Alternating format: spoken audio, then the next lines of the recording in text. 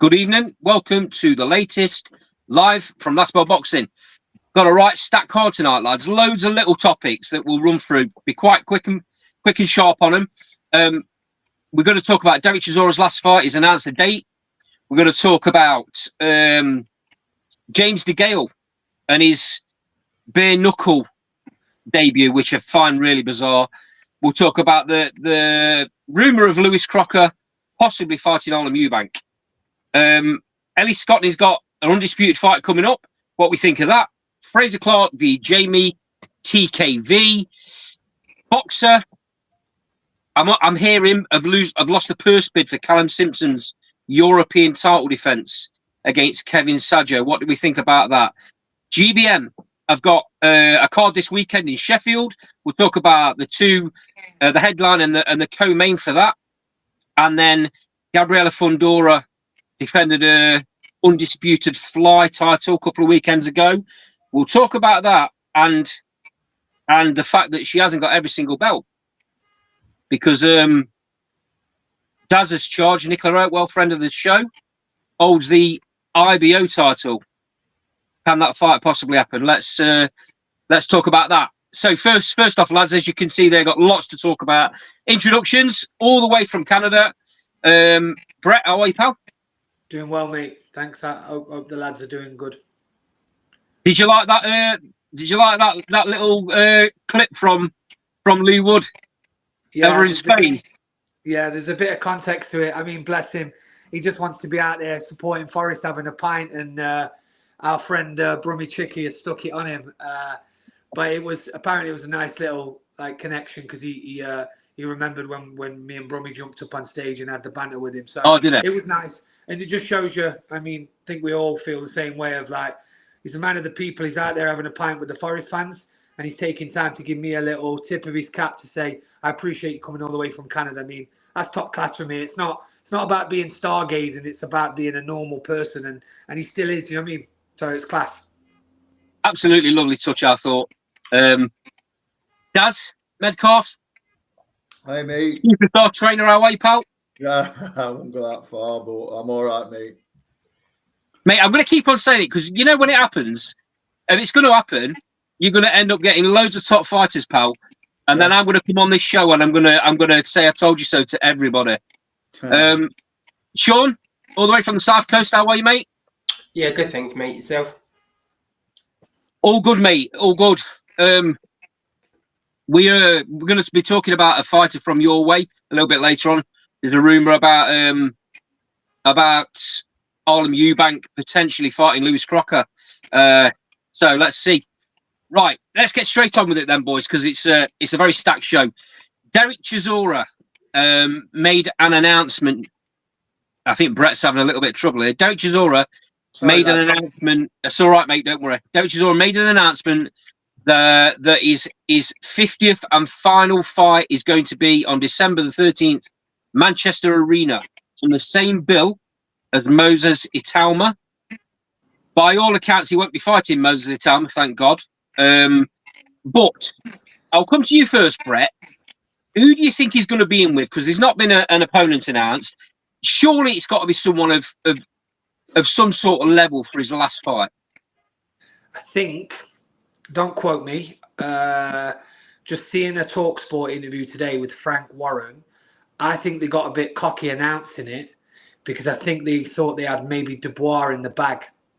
And then, and then reeling from it, it looks like whoever the person is that they were cocky about announcing, they've gone and priced themselves out to where it doesn't make any sense for the commercial value. So I think they've probably gone a little bit early with announcing it, and they were cocky that they had somebody big, and now they're scratching around to find someone. So it sounds like it's not going to be Dubois because. Right. Frank Warren confirmed that he also had a niggle, but he said he wouldn't rule him out. And it's definitely not going to be Moses, but they've got to put somebody in front of him. And I don't know, maybe is it Big Baby Miller? Is it some because they can absolutely have he's done some business with Frank Warren now, hasn't he, Big Baby? And I'm not on about Jared Anderson, I'm on about the big one.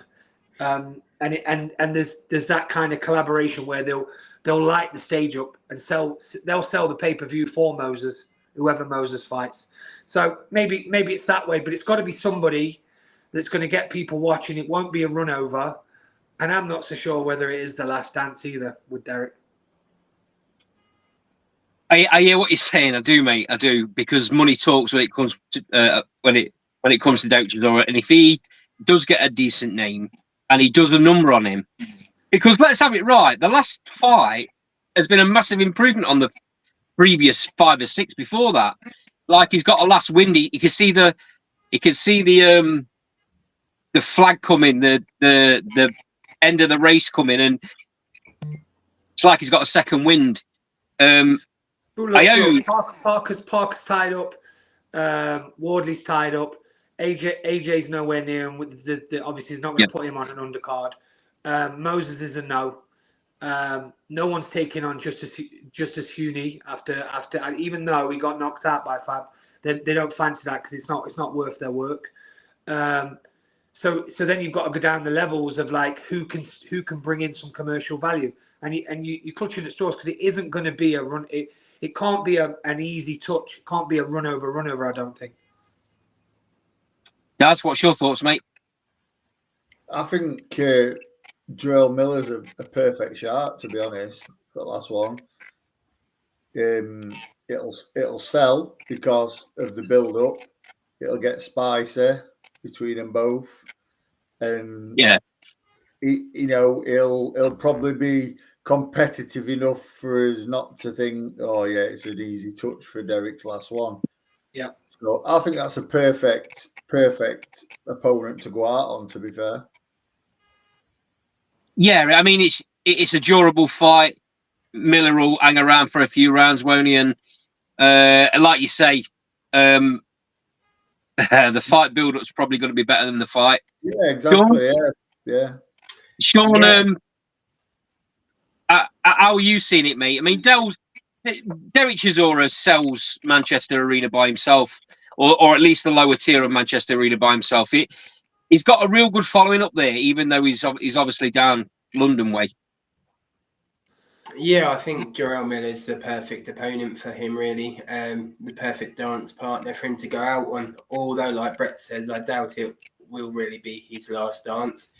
Another name I saw thrown in the hat, but I think he might actually be fighting Moses, and that's Andy Ruiz.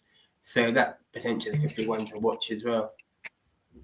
He's definitely in training. And Andy is one of them fighters that frustrates the hell out of me because he got so much talent. Just lazy. Just don't live the life. I think he could have been so much better than he was. So much better than his career's been. Second coming of Buster Douglas, weren't he? I know, mate. I mean, what a waste of talent, Daz. Yeah, ridiculous, mate, to be fair. Right. Listen, though, you give him, he goes from earning what he was earning to getting those two big AJ paydays. Listen, we can all say what we want. Like, you put yourselves in that situation. You want to get up and do those 4 o'clock in the morning runs. He obviously didn't. Yeah.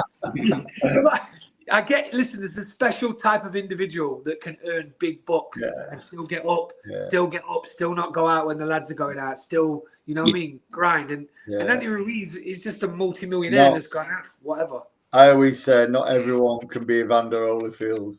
Not everyone can have 300 million in bank, massive mansion, go out of them silk sheets on a rainy Atlanta, Georgia early morning, and go running. But you know, so the thing is, it's hard to turn down all them parties in Mexico, isn't it? When you become champion. Loves a taco, doesn't he? And a Mars bar by the looks of it. I can't be saying no, but I mean, geez, you earn or you work that hard to get yourself into that position. He wasn't expected to win that fight against AJ. No. But for him to come in back in that second fight in the shape he came back in was horrendous. Do you know the thing with Andy Ruiz is as well? It's dangerous, mate. Dangerous kid. Oh, yeah. Because if he gets put in against somebody who's a prospect, mate, if he suddenly decides, do you know what, I'm not having this, and trains properly, He's an handful for anybody. He is an handful for anyone. You're right. Um, 100%. 100%. Right. Last question on Derek Chisora. This one might be a bit long-winded from a couple of you. If this is, I mean, Brett's having his doubts that this is going to be Dell's last fight. He seems adamant, but let's see. If this is his last fight, I'll come to you first, Daz. How do you think Derek Chisora will be remembered? Fondly. Yeah. Listen, we're not going to start calling him, you know, one of the greatest heavyweights, you know, Europe's produced, and you know, not, you know, listen, he's obviously, you know, in top 10 whatever that Britain has produced. But listen, back from the days when, you know, it was you know, fighting Vitaly Klitschko and stuff, mate. He's what you see is what you get with Derek, isn't it? You know, he's honest. He's a colourful character. Takes no crap, and I think he's become like the people's champion now, hasn't he? You know, people have warmed to him, whereas he were probably come across as a little bit spiky, you know, a fair few years ago.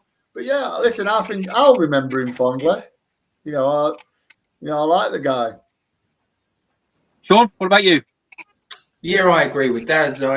I think he'll always sort of be reminded of people for like those times you had with David Haye when they had the whole screen in between them and the glass incident with Adam Booth. But no, he's been great for British boxing, hasn't he? He's fought anyone, never really ducked anyone. Even when he's up against it and he had his bad knockouts, he got wrote off time and time again, but always come back. Probably showed the true British spirit, if you want to speak about it like that, really, in a fighter. Never really felt sorry for himself at any time and always gave the fans great nights of boxing. Brett, the term prize fighter gets thrown about, but I mean, if you had the term prize fighter in the dictionary, Derek Chisora's photo would be next to it, wouldn't it? I mean, he always seems to bargain himself another 100 or 200 grand every fight, don't he? Well, it was just on my head there. I can't remember how many years ago it was, but David Haye was bringing through Joe Joyce, and they bumped into each other while Haye was being interviewed. And this is how low Derek had gone at the time. David Haye's like, "I'll give you 75 grand right now to fight him," and Chisora was like umming and ahhing and going, almost like, "I need more than that." Look where that went to, because he was down and out at that point. He was, look at the nights he's had, and when you talk about how fondly he is in Manchester, I was at the Parker. I came back for Christmas, and I was at the Parker fight, and that place, old Derek Chisora, was just like on repeat. It was just like deafening, old Derek Chisora. So he is completely loved. My concerns is that, you know, depending on who this next opponent is, could potentially see. I'm not saying he's going to be as good as this guy, but it could be a James Toney type thing where he's a bit punch drunk later on in his life, and we all remember of him giving us constant wars. But like Daz says, Daz said it right. We could have ended it there fondly. That's all you can say, fondly. Yeah, I agree. Yeah, he's definitely a fan favourite. You know, the thing is, you know what you're getting. You know what you're getting with Dell. He's gonna stand and he's gonna fight. The fans are gonna get the money's worth, and especially they'll definitely get it if he fights Miller, because they won't just get it in the fight; they'll get it in the build-up. So looking forward to that. Let's see what happens in the. I mean, we're a couple of months away now. A lot can happen in that time, but let's see. Okay, moving on to the second topic. This is one I know that Brett has got something to say on. Former super middleweight champion of the world, James DeGale, is rapping his knuckles again, but this time in BKB. Now, I don't know how you boys feel on this. I'm a little bit sad that it's happening, to be honest. But Brett, I'll come to you first. James DeGale was great at one point. You know what? To be fair, I don't think, maybe I'm I'm on a call, which I know I am, with like-minded people, but I was always pissed that DeGale never got the credit that he deserved.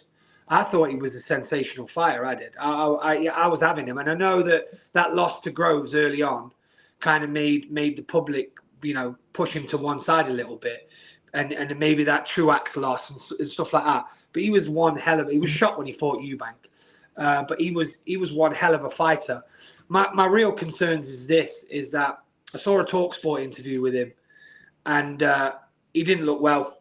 He did not look well. I'm not going to allege anything, but he couldn't control his mouth. He was constantly going, whether that's something or whether that's repercussions from his boxing life. He wasn't as sharp as what he used to be when he spoke. And now we're talking about bare knuckle fighting, of which if he lands first, this kid will go out. It'll be seconds. But if he doesn't, then we'll see. But ultimately, what I think he's doing with this one, mate, I think he wants to look sensational in bare knuckle, and then I think he wants to go and earn a load of money. He's probably spun a lot of his money. He's gonna want to earn a load of money going down this Misfits, of which James can sell. He can sell, and he'll try and go through that route where he makes a lot of money. And if he does knock him out early, it will put him up. It's not. I don't care. Listen, if any of these fighters want to come back now in this current day world, I'm pissed off with people shouting, "Oh, you shouldn't be doing that." What, you getting a load of money to fight a YouTuber? Go do it. Like, doesn't mean we have to watch it, lads. But Yeah. if you're throwing money at them, because when all's said and done, we just spoke about Derek Chisora. We'll remember that he put his body on the line. Nobody really, if you're a proper boxing fan, nobody really cares that Floyd took on McGregor and all these other. No one remembers that. What we remember is what he did in the ring. So if he comes through it, good on him. If he gets a load more money, good on him. My concern is I don't think he's fully well. Is just my concern. Guys, you're nodding your head there. You're thinking the same. Yeah, pretty much, mate. Listen, it's two different sports. Look at Frankie Gavin. Frankie Gavin were a tremendous amateur. And to be fair, Frankie were a bit of a wasted talent as a pro. But he got starched in like 54 seconds. It's a different game. Getting it with gloves and getting it with knuckles. Skill wise and skill set. There's not many of these bare knuckle lads who can hold a candle to anyone like DeGale. There's a couple who have come from boxing backgrounds. Young Joe Lister from like near my neck at Woods, he's a good kid. He's a good amateur boxer as well. I think he went into bare knuckle, because he didn't want to get involved with all the ticket rubbish, maybe in professional boxing. He's doing well and he can fight. He's only a young kid and he's built like a tank. Good fighter. But there's some that they're just roughhouses. Just really rough, and if you've not got that sharpness that you had, that's what separates you. That's what separates boxers from fighters. That sharpness, that skill set. If you've slowed down or you're not 100%, as like Brett said, it becomes almost a level playing field, and it's a brutal game. It is a brutal game. Well, I mean, that's what made James DeGale great was his movement, his sharpness, his skill set. Boxing ability. That's what got him to where he got to. I mean, and that probably is one of the first things to go when you lose it. I don't know, mate. I'm really hoping it's not what Brett's just said. Sean, I know you. I think James DeGale was one of your fighters that you really like, Wonny. And I mean, how are you feeling about him going into bare knuckle? Yeah, I agree with Brett. Sadly, I don't know if it's the same interview, but I saw him on TalkSport with Goldstein and Darren Bent. I don't know if that's the one that you mean. Same one. Yeah, and I agree. He didn't look well at all. It's a bit sad situation, really. I think he's using this as a sort of launch pad to either fight a misfit fight, as Brett said, or he's even speaking about coming back pro and trying to get the Eubank rematch. So I think he's just got to a point now where he's just a bit lost in life, really, unfortunately. I mean, it's a dangerous sport to be going into if you're just looking to make a bit of cash. I mean, you've got to be some serious enthusiast of the sport to want to even entertain going into bare knuckle, in my opinion. They ain't taking any dives in this sport either. No. Do you remember when Paulie Malignaggi tried to do it? Yep. And the kid they put him in there was having none of it. The kid he was having none of it, and I don't know anything about that world. Sorry to cut you off, Andy. I don't know anything about that world, but I'll just tell you this: that's a chance for them to put their name up in lights, putting the game in front of them. 100%. Everything to gain for the guys in against everything. It's risky. I think yeah, it is very risky. I mean, if he wanted to come back, mate, if he'd still got itchy knuckles and he needs to make a few bob, I don't know what his situation, his personal life situations are. But if he needs to come back and make a few bob, why not? Like you said, why not go down the misfits route where it's proper boxing rules, and he could probably play with them and come out hardly touched, and still earn himself a lot of money, you know. And I don't know. I don't know whether he feels like he's got something to prove to himself, and that's why he's gone down the bare knuckle route. I don't know. I think there's something in that, Andy. What you just said there. I think he wants to do this first to say no, I'm still credible, but actually I'm going to go and make a load of dough as well after this. Is what I think. Yeah, I just don't want to see him flat on his back. No. It'd be horrible to see. You know what I mean? I don't know much about this kid who is fighting, but I think it's safe to say that this, 10 years ago, this kid wouldn't have even entertained taking him on, to be fair. But, and that's no disrespect to the lad. I don't know him. But, yeah, it's, listen, I just hope I hope they all come through it safe.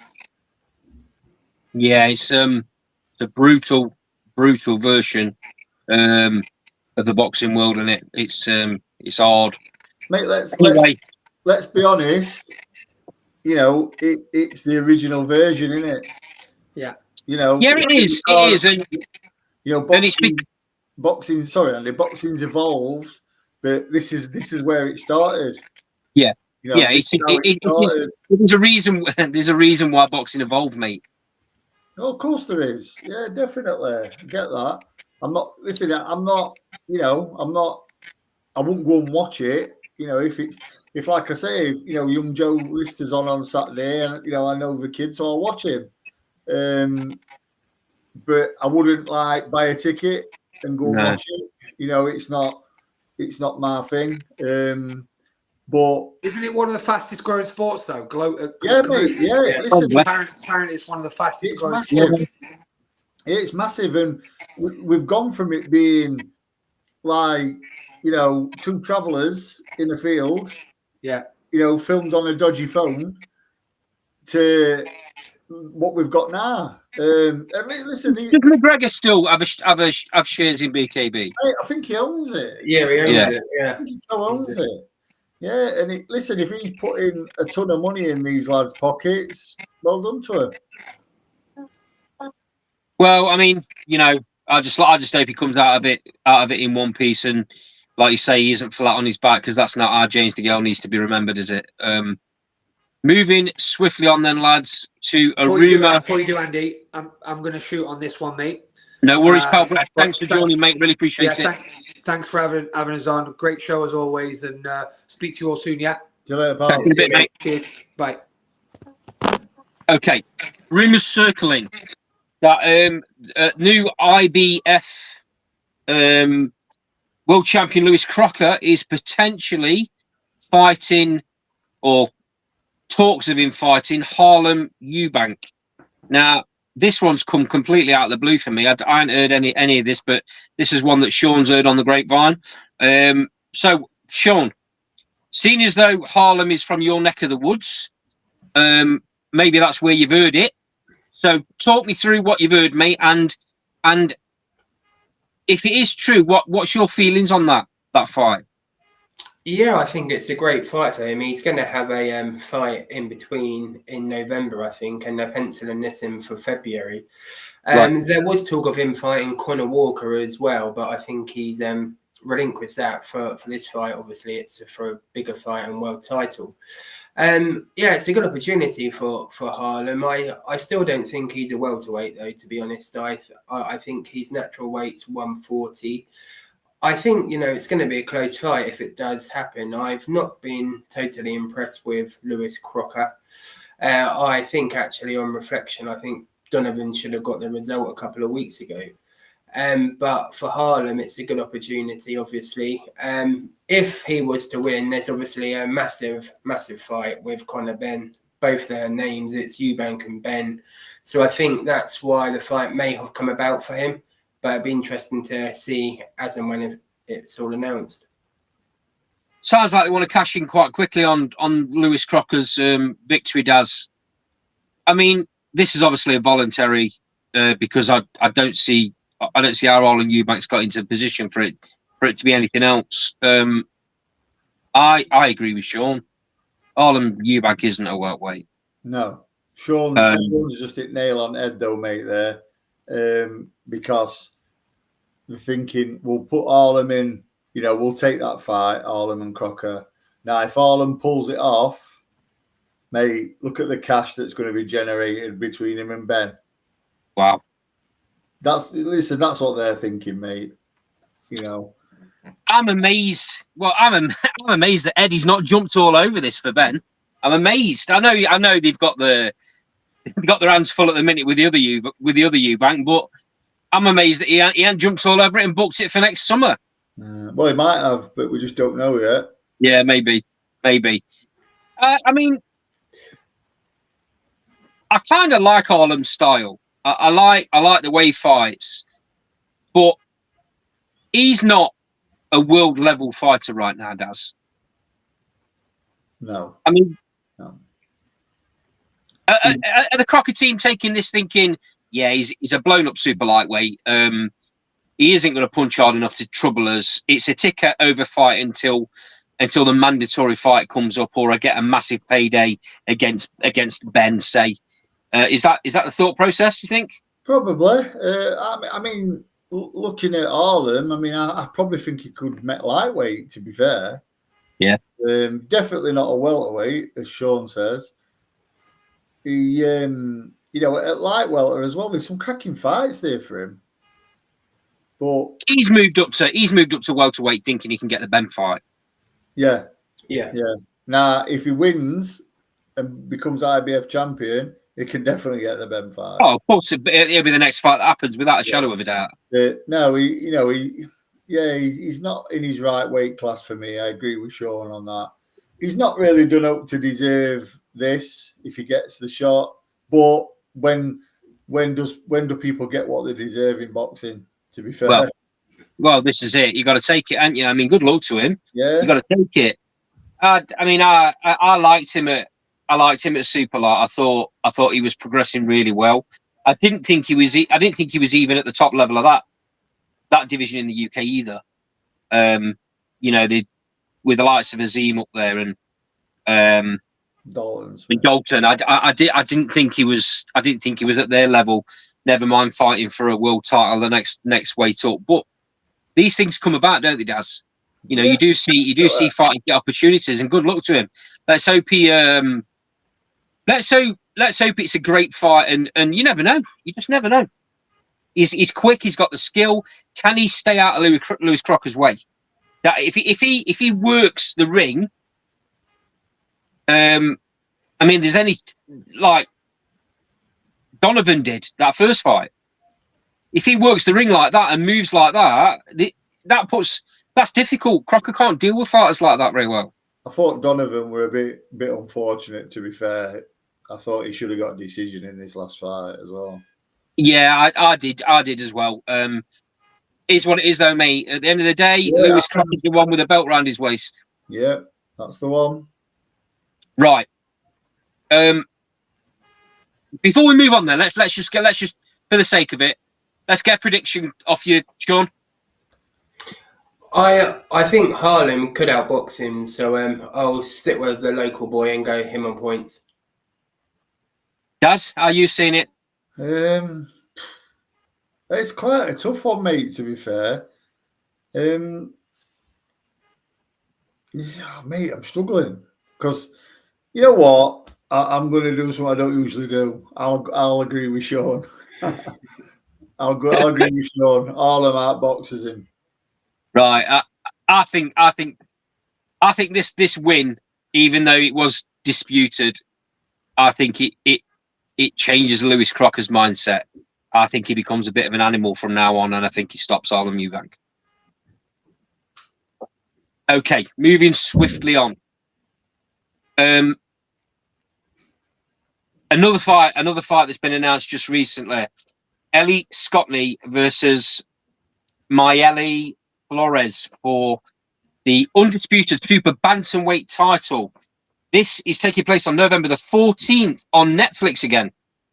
Massive card with Boom Gardner, I think, headlining. So my question, Daz, and it's a very simple one. Is Ellie Scotney currently the best female fighter out of Britain? For me, yeah. Yeah, for me. Even though Chantel Cameron and it looks like she's just been granted that belt, hasn't she? Now Katie Taylor's taking a bit of time out. Do you think Ellie's now above Chantel? Yeah, I think Ellie's a better fighter, mate. To be fair, I think she's a more complete fighter, if I'm honest. She's come on massively in the last few years, hasn't she, mate? Yeah, that's credit. That obviously you got to chuck some credit to Shane McGuigan as well. She can fight outside, inside. Yeah, she's very good. Very, very, very good. She's in the shout for.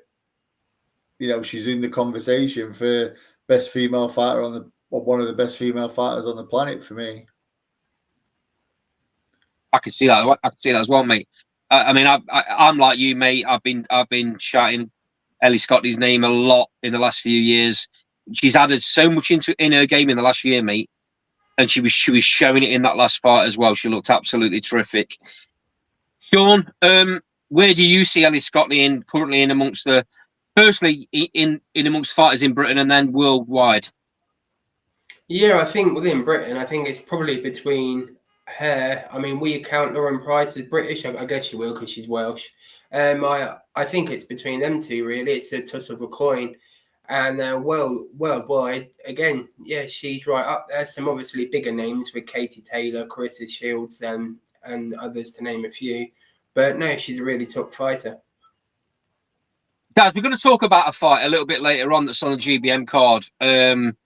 Promoter is as if he's doing his job and he's bigging up the fight. Tycee Gallagher versus Ellie Helliwell, and he's come out with a quote that she's the best super bantamweight in the world.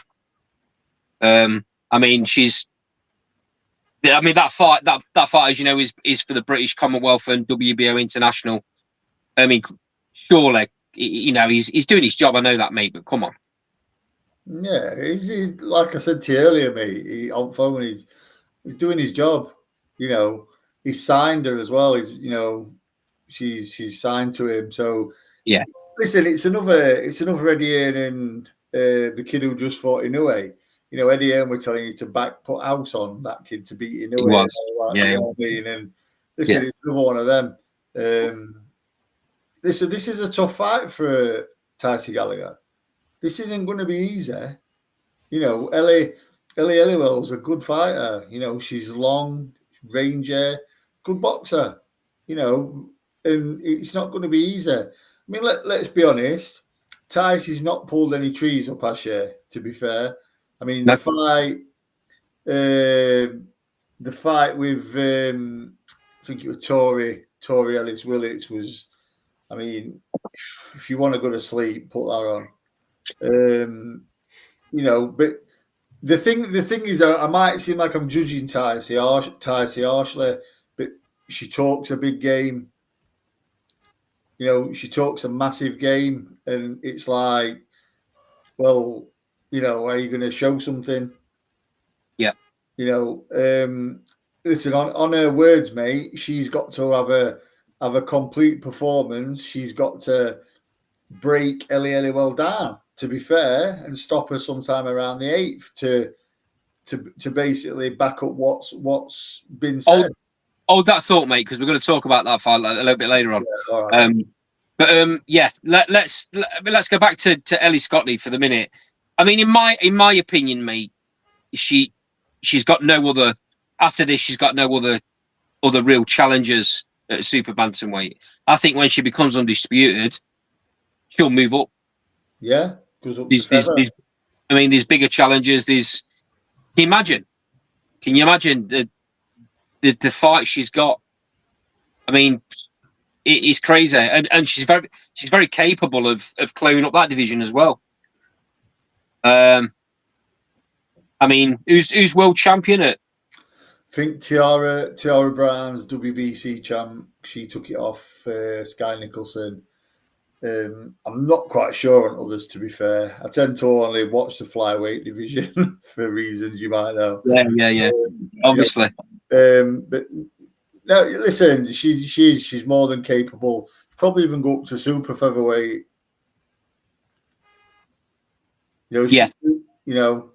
She might even become a 3-weight undisputed champion, but do it by beating proper fighters, not dinner ladies. Ching. That's not a dig at anyone in particular, is it, Daz? Well, yeah, it's a massive dig at Clarissa Shields, to be fair. Listen, we could all be Mexican road sweepers and Mexican dinner ladies and call ourselves the greatest, can't we? Matt, I've always been brought up like this. If you have to call yourself the greatest, you're not. With exception of one man, and that was Muhammad Ali. Yeah. He's got the right to be shouting that. He earned the right to call himself the greatest. I mean, that man was calling himself the greatest at 14. So, you know what I mean? I think there were stories he were running in Louisville, where we were from, Kentucky, and police had pulled up. They saw a young black man running. Back then they probably thought, "Oh, what's he done? He's committed a crime." They'd wipe window down, and apparently they knew who we were. Says, "Right, Cassius, what you doing?" I'm running because I am the greatest. Well, who's talking? I can argue with him. It's definitely one of them, mate. I believe so much in what Ellie Scotty brings to the table, mate. I think if she can keep her head up about her. The one thing that worried me about that last fight was it was a massive event on Netflix. I think she tried a little bit too hard. She got a little bit out of the game plan. I think Shane was telling her a little bit in the corner about it as well. And she had a couple of cheerleaders in the first row in the most valuable promotions leader and Jake Paul. I can't remember what that other guy's name is. I apologize for that. Nikisa, I think. Yes. They were cheering her on because they obviously believe in her as well. And I think that played with her a little bit, and I think she tried a little bit too hard to show what she got all in one fight. I mean, there's no harm in impressing your paymasters, is there? Not at all, mate. Not at all. But I think, but she'll learn from that, and she'll realise, and Shane will have brought her back down to earth on that one as well. Definitely. And she'll definitely that you won't see that again. No, you won't see that again. It'll be all business in this fight, mate. She knows what's on the line. And she knows where she's going to go from here, I'm sure. So I can't wait for the fight. Again, November the 14th on Netflix.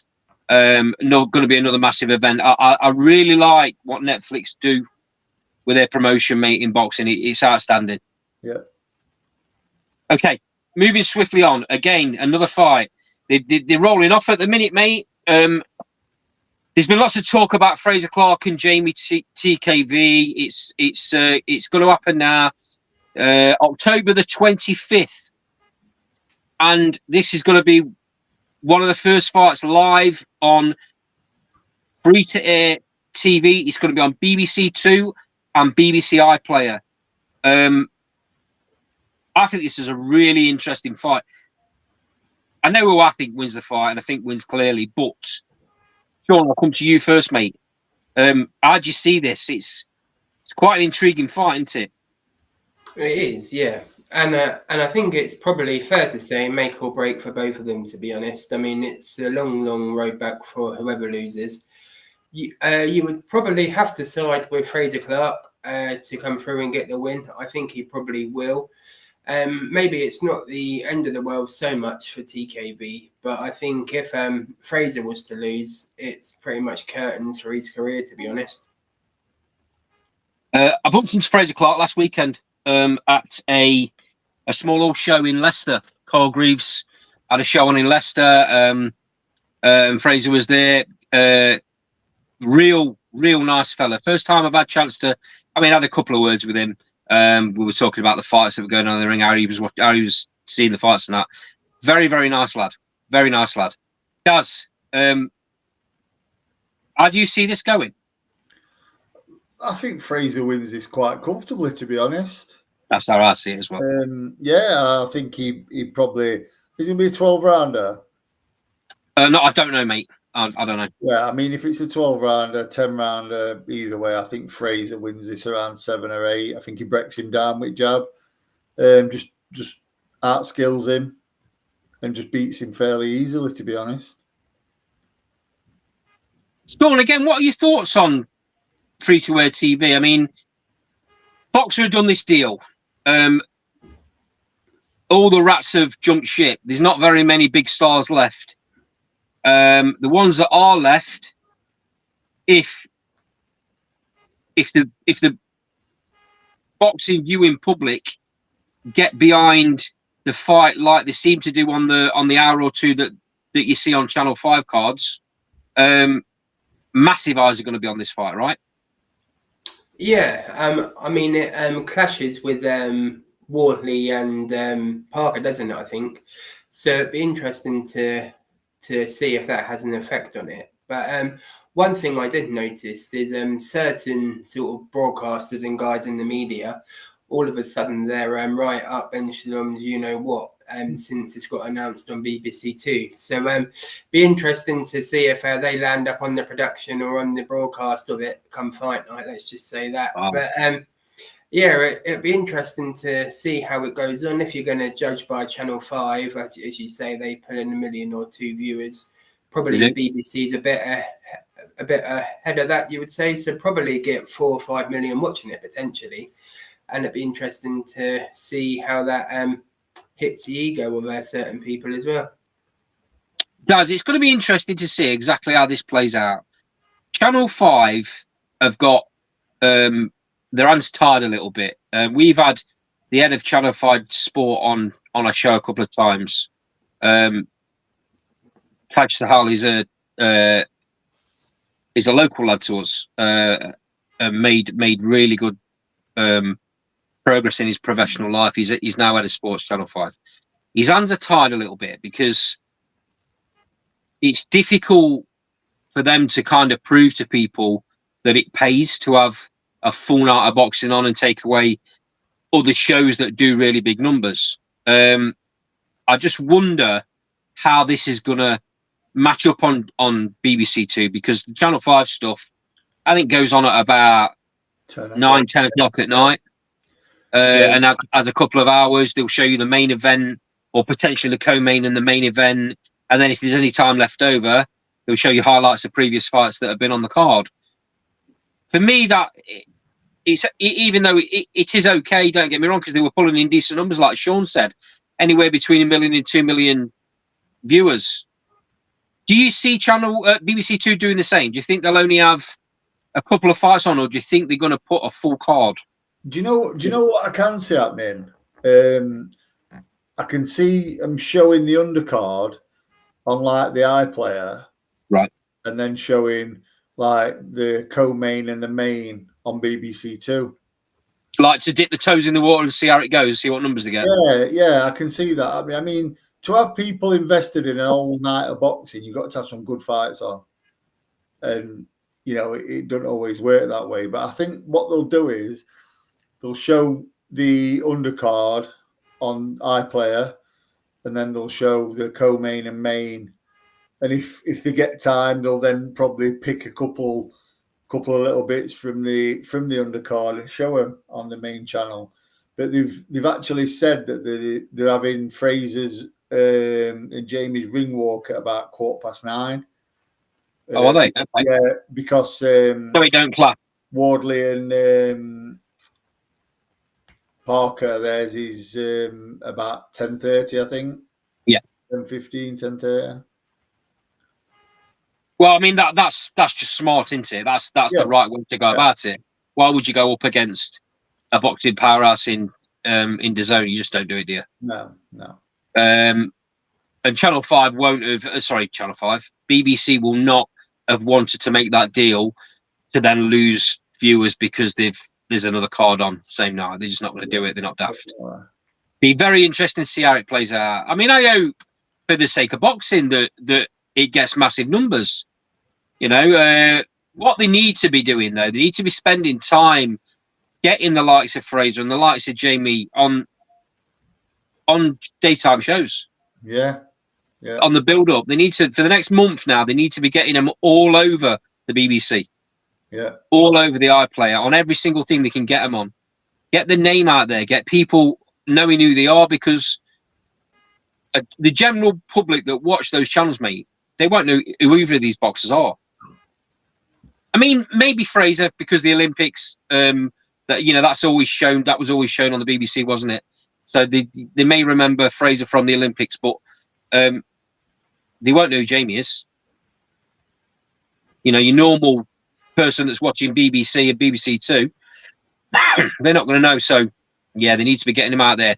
Let's hope they do it the right way. Yeah. Okay. Moving swiftly on. Excuse me, to the card we were just talking about. Sorry, not. Before we get on to that, let's talk again about Boxer and about what seems to be the word around is that they've lost the purse bids for Callum Simpson's EBU European title, super middleweight title defense against Kevin Sajo, former champion. They seem to have lost it as well to a French promoter, which tells you that the fight is going to be over in France. I'm shaking my head. I don't understand it. I mean, they went out the way to promote Callum in his hometown. They've had 2 shows now at Oakwell, Barnsley Football Club. Both shows did really well, and the crowds were brilliant. Why'd you do that and then not back your fighter, Sean? Yeah, I mean, it's something that I think most of us saw coming. I know mentioning it to Carl and on the live shows as well. With the BBC, it's all great and fantastic from the outside, it being a national broadcaster, free to air, but they just don't have the budget and the money to win purse bids. They probably wouldn't have had enough money to pay the opponent, let enough win a purse bid and pay Callum Simpson. So it's not a big surprise at all, really. And Boxer probably knew it, really, when they made the move to the BBC. So I don't think it's the biggest surprise in the world, but they're going to have this problem time and time again, especially if Adam Azim has re-signed with them, like we spoke about a few weeks back. No, there's not a cat's and hell's chance that they can sort of publish a European title fight. They just haven't got the budget to do it. Just gonna cut in. Akan's come in chat and said, "Good evening, lads." Evening, Akan. How are you, mate? He's also, and this is quite even more disturbing, to be fair. He's actually said Boxer didn't even bid. The Euro promoter was the lone bidder. Oh, that's absolutely nuts. Yeah. Well, I mean, that speaks absolute volumes, don't it? That speaks absolute volumes. So, what does that say to Adam Azim, who has ambitions of becoming a world champion? What does that say about Caroline Dubois, who has ambitions about becoming a world champion? Ben Whittaker, who has ambitions about becoming a world champion? Well, basically, what they're saying right there and then is, well, we've signed with the BBC, but the BBC are not going to give us any funds up front to put in a purse bid to win and make sure that our fighter gets home advantage. All of our fighters that are going into title fights are going to be fighting abroad. Yeah, it's a little bit alarming, to be fair, for me. It's a little bit alarming, but do we expect anything less after everything what's happened? Probably not, Daz, but I mean, you got to feel for Callum Simpson. I mean, Yeah, I mean, listen, he's good enough to go to France and win. of course he is, yeah. But Sergio's a decent fighter, so Well, like I say, former European champion himself, right? yeah, if it's remotely close, I don't think he's going to get any favours. Yeah, that kind of goes without saying of any fighter going abroad. Same with fighters coming here, mate, innit? Yeah, I'm very disappointed. Very, very, very disappointed, especially the fact that they were pushing him the way they were to then not back him. Now, like Sean's just hit the nail on the head. Ben Shalom would have known this when he signed that deal. You don't sign a deal not knowing the ins and outs of what the BBC are able or not able to give regards funding. Carl just said final nail in the coffin for Simpson and Boxer. See, I don't think it is a nail in coffin for Simpson, because I think Simpson leaves and he gets snapped up straight away. He's not going to be struggling. Okan's also put Callum Simpson is vacating the European title and Kevin Saggio probably fighting for vacant title. Yeah, I can see that happening, Okan. Can definitely see that happening. But I don't think Callum would want to give up the European title unless there's something.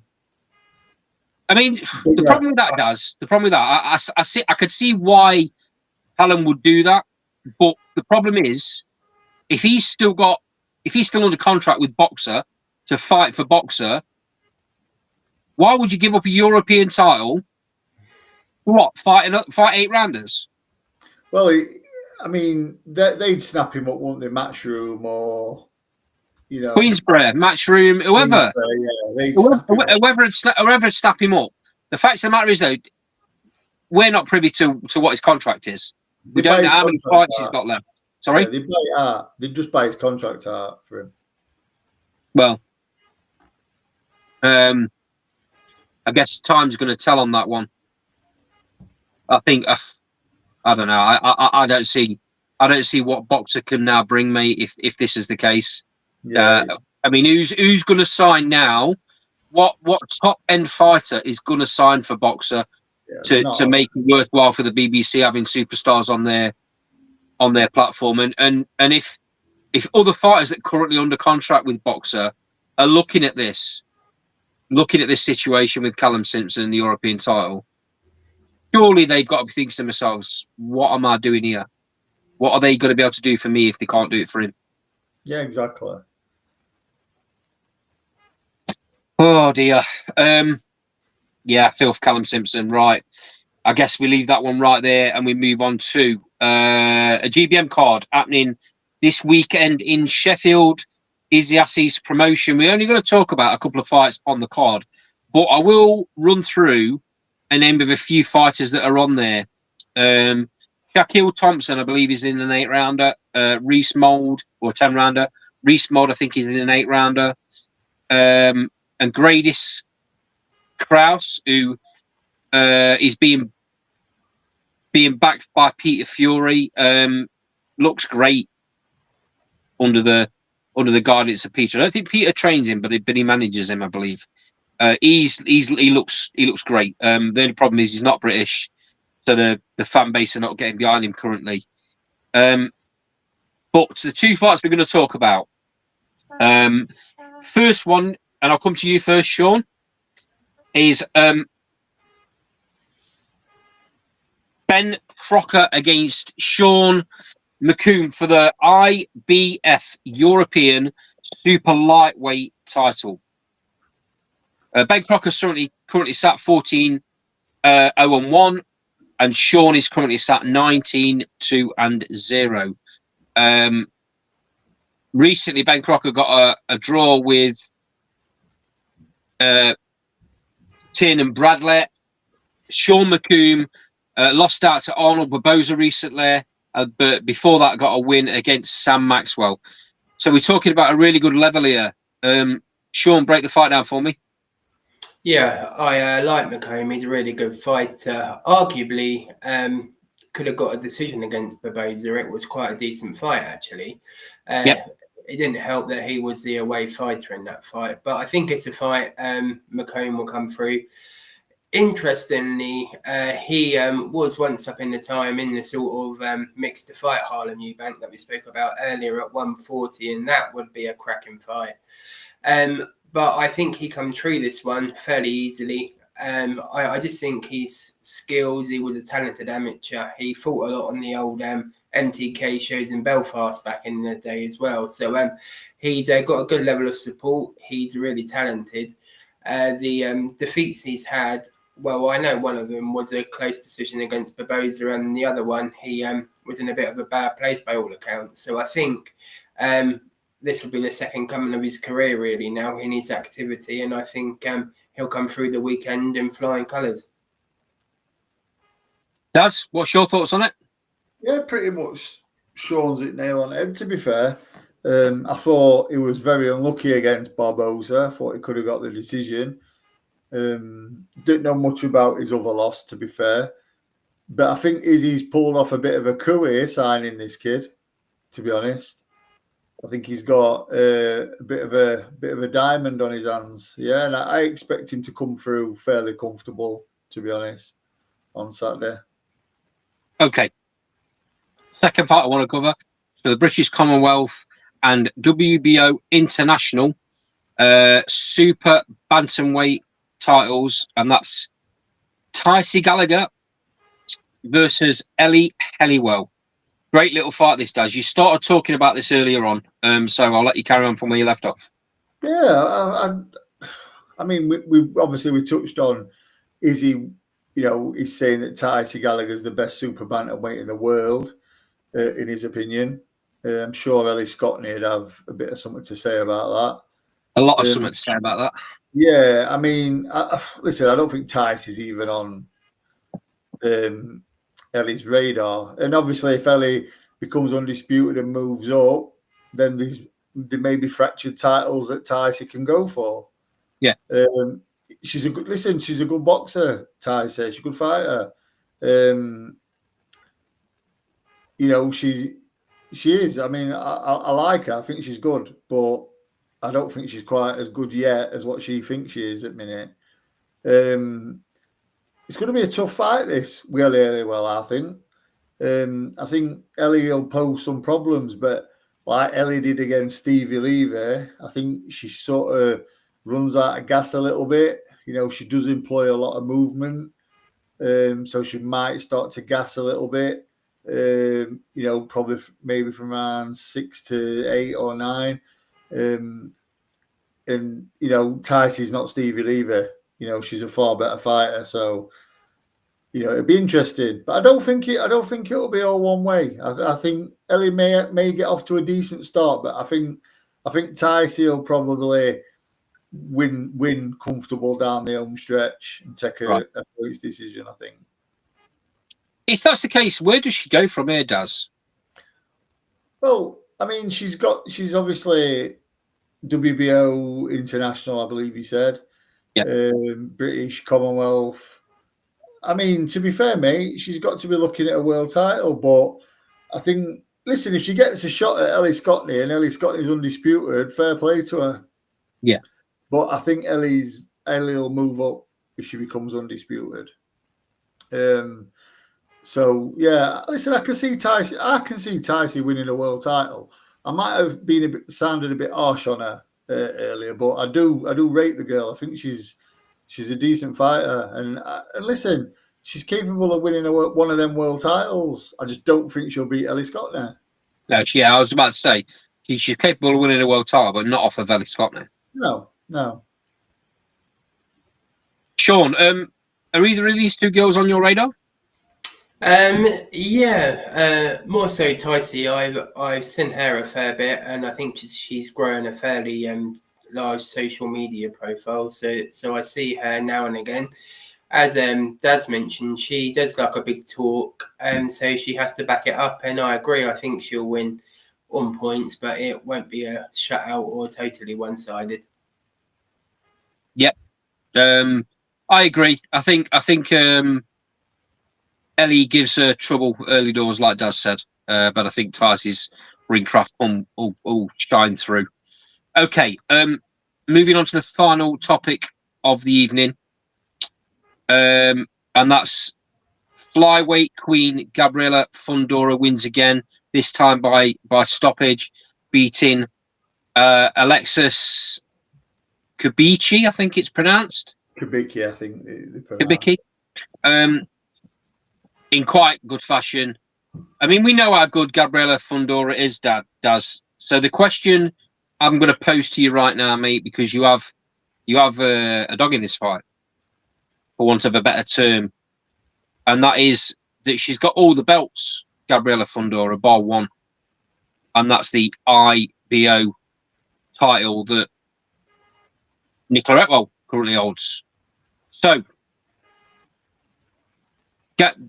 let's hope that somebody from Gabriela Fundora's team watches this if we post it on socials, which we will do afterwards, and we'll tag them in.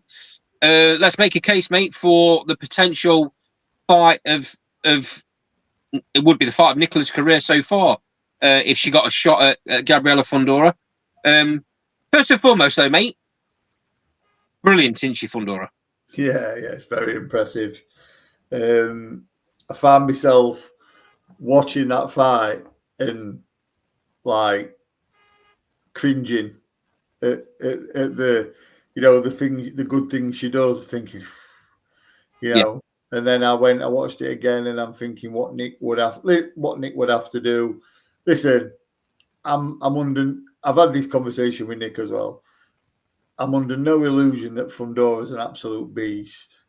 She uses her advantages so well. Yeah. And I mean, Nick will tell you if you ask her. I've actually said to Nick, if you stand off her and hesitate, she will knock you out. I mean, Nick's got an iron chin, and I said if she don't knock you out, she'll bust you up. Yeah. She'll stop you in that way. And we've discussed it, and I've said to Nick, listen, I'm not going to put too much out there, but I've got I think I've got a way to make Gabriela uncomfortable. I'm not going to disrespect her and say, yeah, I think Nick can do this, and if she does this, what I say, she'll knock. Nah, listen, Gabriela's a great fighter. I've got all respect in the world for her. Yep. But I think I've got a way that Nick, she'll know she's been in a fight, and then let's see where we go from there. If we can, if it can be competitive still around 5 or 6, let's see what happens in 7, 8, 9, 10. Very interesting, Sean. I mean, Gabriela Fundora is massive for the weight, massive, and like Dazzy just said, she uses those advantages very, very well. I mean, there is rumours that she's not going to be hanging around too long at the weight, and the belts will get fragmented, which is great news for Nick. But I mean, how good is Gabriela Fundora, John? Yeah, she's exceptionally good. We had the chat earlier about who could be the best sort of female fights out there at the moment, and for me, Fundora's right up with there. Unfortunately, probably Daz doesn't want to hear that with a dog in the fight there. But no, I think she's really, really good. But listen, everyone can be beat. Some people have off nights, so there's no one saying that it's not a hard night, but there's definitely the chance Nick can beat her for sure. Nick, all about the game plan. Yeah, listen, it's not just that, mate. I'm under no illusion Nick she'd have to put in a superhuman effort. But, listen, she's ridiculously fit. Do you know what I mean? I was going to pick up on Akan's thingy because it's a good point. He's put, he'd like to see Gabriela Fundora fighting Evelyn Bermudez for the unified light flyweight title or defending her flyweight undisputed against Bermudez. Now, listen, that's a cracking fight and a cracking shot, Akan. Surely she can't make light flyweight. No, apparently she can. Apparently Wow. she can. But Oscar De La Hoya said after the last fight, the challenges lie at super flyweight, bigger girls, stronger girls. So I think that's the direction Oscar will want her to go. Now, if Evelyn Bermudez wants to put her light flyweight titles, I'm putting it out there now. She wants to put them on line against Nicola. Nicola can make light flyweight. Yes, she can. Yeah, That's very interesting. Nicola can make light flyweight. So Akan, you're the man on Twitter. let's suggest that fight. Let's get it rolling. Let's suggest that fight, mate. Evelyn Bermudez, Nicola will move down to light fly, and I'm sure we'd have a trip to Argentina as well. So Nick currently doesn't have a fight booked in. I know things are going on in the background and with the promotion and management team looking to either get her a world title fight or get her a defense of her IBO.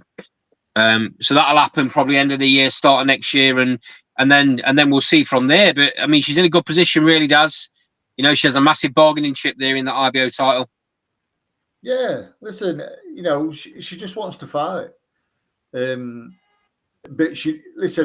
we don't want to just take a fight where she's going to be shortchanged.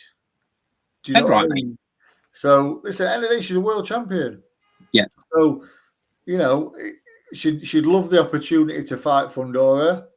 And like I said, if Fundora moves up and Evelyn Bermudez wants someone to defend a unified light flyweight title against, Nick can make light flyweight. Give us a camp. Give us a full camp. Give us 2 weeks in Argentina leading up to the fight. Listen, and we've got a fight. You know, 100%, mate. So I'm hoping Okan can, you know, put that out there. Yeah, let's get this on the socials. Let's get it working the social media channels, and very interesting, mate, to see what happens now with Gabriela Fundora and them titles. Because if what Golden Boy is saying, if what Oscar De La Hoya is saying, and they do see her moving up now, those belts become fragmented. Nick's in a very, very good position. Oh, the thing is as well, mate, if Gabriela moves up and Evelyn moves up, so if Gabriela goes to Superfly and Evelyn comes to Fly, let's have Nick v Evelyn for IBO and WBC or WBA or IBF, WBO, whatever. Let's have that. And again, you know, we'd go to Argentina for that. Yeah, I mean, Nick's not scared of fighting anywhere. I know that you're not scared of taking her anywhere either because you believe in her 100%. So yeah, let's hope we can. I mean, Nick, let's just put the cards on the table, mate. Nick's done a graph now. She's got herself into a position where she's a world champion. She deserves big paydays, whether they be at home or away. And I know that you'll make sure that she gets them at some point in a career. Well, you know, I mean, Okan's just come back with Lord Juarez is fighting Jessica Neri Platt WBC light flyweight title. Listen, any light flyweight world champion, Nick will fight. Nick will fight him. Nick will make light flyweight. Yeah. So, you know, it's a case. Listen, if it's there, we'll take it. Listen, you've got to remember as well. This girl, this you know, humble girl from a little town was going to move up 2 weight divisions and fight Dina Torsland.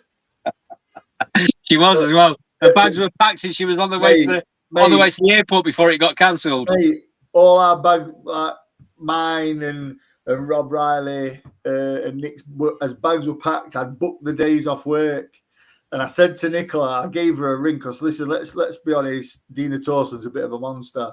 Yeah. I said to Nick, right, you do know that she's powerful, she's thingy, and Nick went, you sure? Yeah. And I went, do you really want to take this fight? And she went, yeah, of course I do.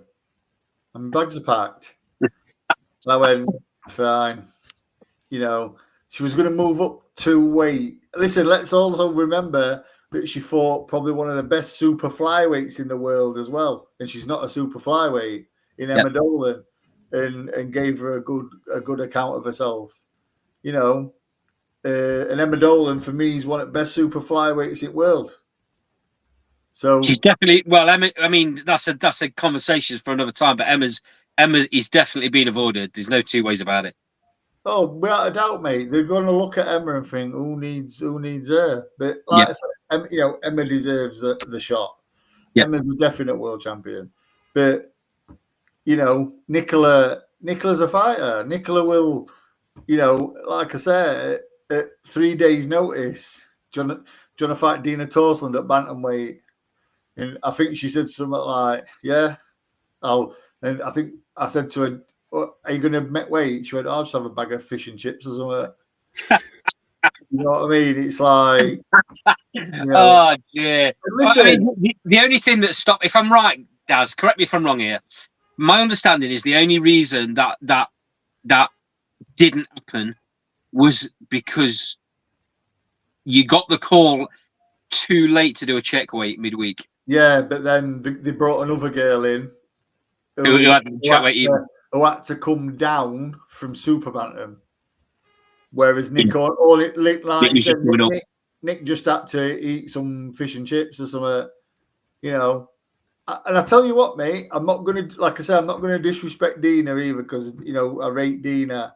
But I'm telling you now, for 5 rounds, maybe 6, she'd, you know, I'm not saying the weight wouldn't have got to Nick eventually because, listen, she wasn't 10 round fit either. And she'd have had to work incredibly hard in them. Yeah. But listen, I gave her a chance that night. She could have shocked the world. You know, I'm not saying she would have, definitely, but there were always that slight chance. You know, so, you know, it's... And listen, she spars with probably the hardest punching bantamweight in the world, in Ebony. Yep. You know, she spars with Ebony. And you know... sorry to swear on air, but Ebony's description of Nick is she's an hard little cunt. You know what I mean? So, yeah, listen. So, like I said, when this goes out on socials, any promoters and that, if you've got a light flyweight world champion, listen, give a call. Yeah, 100%. Or like I say, if Fundora's team are looking, if Golden Boy's looking, Nick will take that fight. Nick will be sat waiting for them belts to become fragmented if they decide to move up as well. Very interesting time. And like I said, I know a lot's going off in the background. So very interesting time for Nick. Very interesting time for the division, the flyweight division, because like I say, the likelihood is that Golden Boy are going to take Fundora up. So yeah, it's going to be interesting to see how things pan out.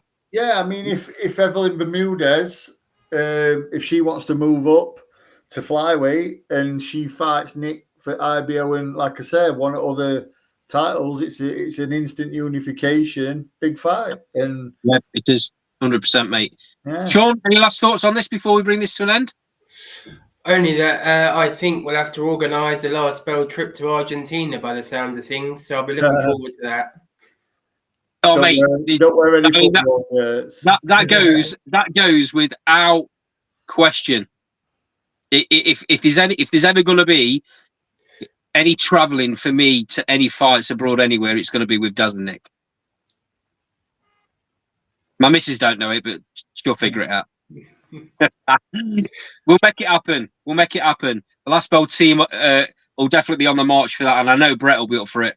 and I'm sure Carl will as well. So, right, I think that's a perfect way to bring the show to a close, lads. As always, thank you for joining. You always do great things on the show. You always have great comments. Thanks to Brett earlier on as well. I know it's middle of his day there, and he had to go off and do things. But this has been Last World Boxing. We do this every Thursday. We're back doing the live on a regular basis now. Like, comment, subscribe. Hit the notifications bar. That will let you know when we're going live. We sometimes change it. Sometimes it's 7. Today it was 7:30. Sometimes it's 8. Keep your eyes peeled for content that's on the channel. There's lots going on there at the minute. This has been Last World Boxing. Thanks for joining us.